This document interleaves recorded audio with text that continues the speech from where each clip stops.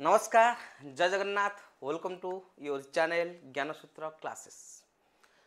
Thumbnail रो आपण माने जानि परथि जे आज टॉपिक कौन हवा पे जाउछ। हाँ सांग माने आज आम ओडिशा इतिहास रो गोटे इम्पोर्टेंट टॉपिक आम डिस्कशन करबा। एग्जाम पॉइंट ऑफ व्यू भी इम्पोर्टेंट आज ए सिटीजन ऑफ इंडिया मध्य आपन को ओडिशा रो इतिहास विषय जानिबा दरकार। तेणु आज टॉपिक होउची जेते बेले ओडिशा गठन हैला ओडिशा रे जो विधान सभा साधारण निर्वाचन है तार प्रथम मंत्रिमंडल विषय रे आमे डिस्कशन करिबा। गोटे रिक्वेस्ट होची जे कि आपण माने वीडियो को तो देखुचंती बट ता देरु 10% लोक ही चैनल को सब्सक्राइब करछन, बाकी 90%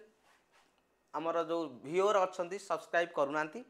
तेणु आपण माने टिके चैनल को काइंडली सब्सक्राइब कर दियंतु ताकि हमको आउ टिके मोटिवेशन मिलिबो। आमे आहुरी इम्पोर्टेंट टॉपिक ओडिशा इंडिया एवं इंटरनेशनल न्यूज मध्ये आमे आनी परिबा। तो स्टार्ट करिबा आजिरो सेशन को।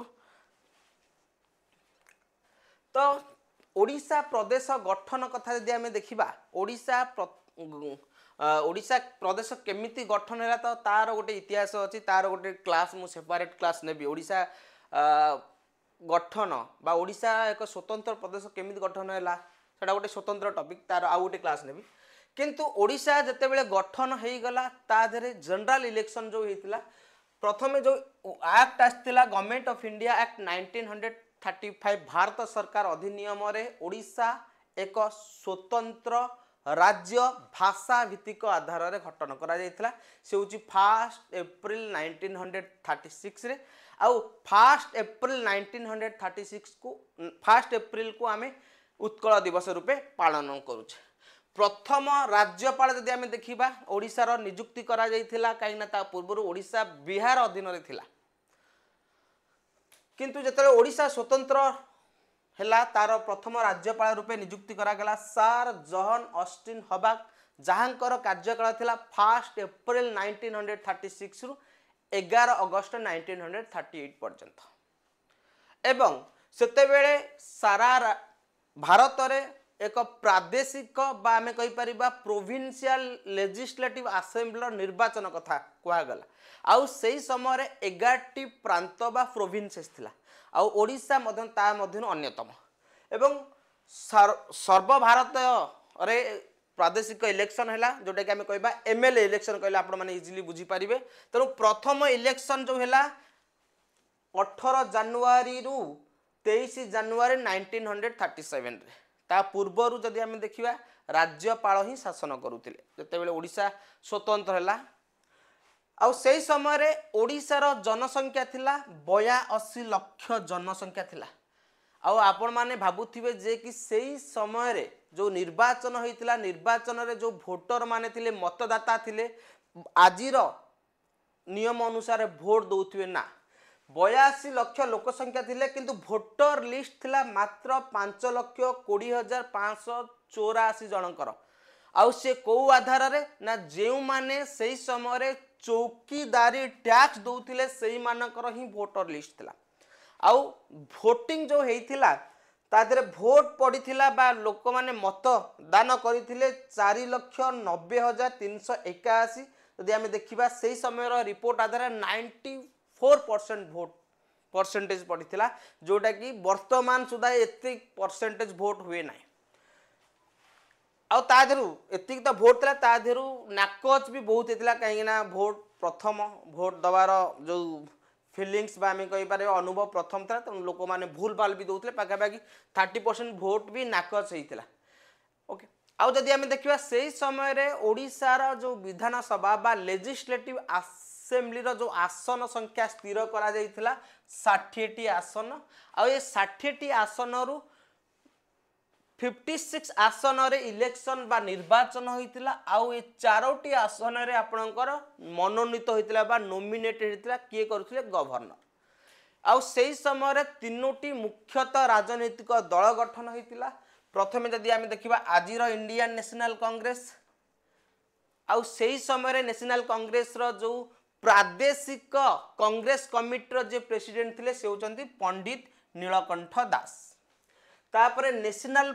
नेशनलिस्ट पार्टी जे कि आपणकर पारला महाराजा थिला कृष्ण चंद्र गजपति नारायण देवकर एवं आउ गोटे हूँ यूनाइटेड पार्टी जहाँ कनिका राजा थिला सी होचंती राजेंद्र नारायण सिंहदेव पार्टी आउ बाकी छोट मोट पॉलिटिकल पार्टी थिला किंतु जदि आम देखा जिते इलेक्शन हो गला इलेक्शन रो जो फलाफल है ता धीरे आपन जो रिजल्ट आसला आपण मैंने आश्चर्य हो चकित हो कांग्रेस बहुमत पाइला परे भी से सरकार गठन कर पारि नथिला इंडियन नेशनल कांग्रेस को 36 सीट मिलता नेशनलिस्ट पार्टी जोटा कि पारला महाराजा सीट को 13टी आसन मिलता एवं यूनाइटेड पार्टी कनिका राजा 6टी आसन मिलता एवं अन्य आपणकर 2टी आसन मिलता टोटाल जब आम हिसाब करदे आपणकर केते हो ओके केते हो हाँ 36 ये 13 हेले 9 अन्य आपणकर बोधे गोटे हाँ ना नहीं गोटे थिला ठीक अच्छे हरे कृष्ण महताब से समय आपणकर जेहेतु पंडित नीलकंठ दास आपणकर प्रदेश कांग्रेस कमिटी रो से सभापति थिले तेणु सी निजे निर्वाचन रे न लड़िकी से आपणकर कैंपेन करुथिले केमिति कांग्रेस अधिकरु अधिक आसन रे जितिबो आउ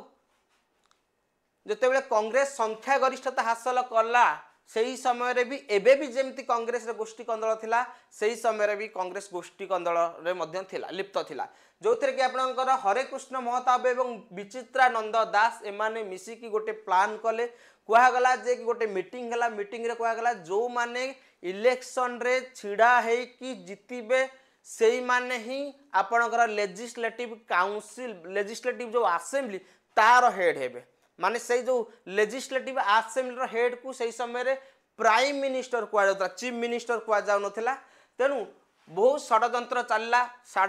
चलला परे विश्वनाथ दास एक्चुअली प्राइम मिनिस्टर हबार थिला कांग्रेस रो जे कि वर्तमान रो चीफ मिनिस्टर आमे कहि परिबा से पोस्ट को किंतु कांग्रेस रो हमर जो पूरा सर्व भारत रे जो आपणकर इलेक्शन होता ता धेरे गोटे रूल थिला जे कि गवर्नर शासन व्यवस्था रे हस्तक्षेप करिवे जहाँ को कांग्रेस विरोध करी आसुतला एवं सेतिपई सरकार 11टा रु 8टा प्रोविंसेस रे सरकार गठन कले मध्य से माने मिनिस्ट्री पई शपथ नै नथिले एथि पई जे कि due to intervention of governor सेतिपई आपणकर सरकार गठन नथिला किंतु आपणकर कृष्णचंद्र गजपति आमर जी थिले पारला महाराजा तांकर घनिष्ठ संपर्क थिला आपणकर सेही समय जी थिले आपणकर गवर्नर सार ऑस्टिन हबाग सहित तेणु सार ऑस्टिन हबाग कृष्णचंद्र गजपति को प्रथमे प्राइम मिनिस्टर रूपे नियुक्ति देले माने शपथ पाठ ग्रहण कराइले 13 जुलाई 1937 रे एवं तांको अधीन रे 2 जण मिनिस्टर मध्ये अपॉइंटमेंट हेले से होचंदी मानधानता गोराचांद पटनायक जहाँ को फाइनेंस एवं एजुकेशन मिनिस्ट्री दिगला एवं मौलवी रतीपुर रहमान जहाँ को हेल्थ मिनिस्टर दिगला देख कांग्रेस संख्या गरिष्ठता हासिल कले आपण सरकार गठन कर पारे कहीं ना सर्व भारत में कांग्रेस बॉयकट करता जे कि गवर्नर जमी हस्तक्षेप न करंतु किंतु जितेबले ए प्रॉब्लम सॉल्व हो गला नियम आसला जे कि एबे आ गवर्नर कौन करेंगे हस्तक्षेप करेंगे ना शासन प्रादेशिक शासन भार में कांग्रेस जो मिनिस्ट्री से आपणकर 3.5 मास शासन चलला under the prime ministry of Krishnachandra Gajapati तापर 13 जुलाई पर्यंत चलला तापर आपणकर सेकेंड प्राइम मिनिस्टर हेले ओडिशा रा मन रखंतु 19 जुलाई 1937 रे विश्वनाथ दास एवं तांको अधीन रे नियुक्ति ले 2 जण मिनिस्टर जणे होचंती नित्यानंद कानूनगो आउ जणे होचंती बोधराम दुबे नित्यानंद कानूनगो को दिया गला अर्थ मंत्रालय एवं बोधराम दुबे को दिया गला हमर शिक्षा मंत्रालय तो प्रथम जो सभा है फास्ट असेंबली होता से समय जमती वर्तमान जमती विधानसभा अच्छी भुवनेश्वर से समय विधानसभा नाला से समय राजधानी थिला कटक आउ कटक रे सबुठु बड़ जदि आमे देखिबा कोठी आमे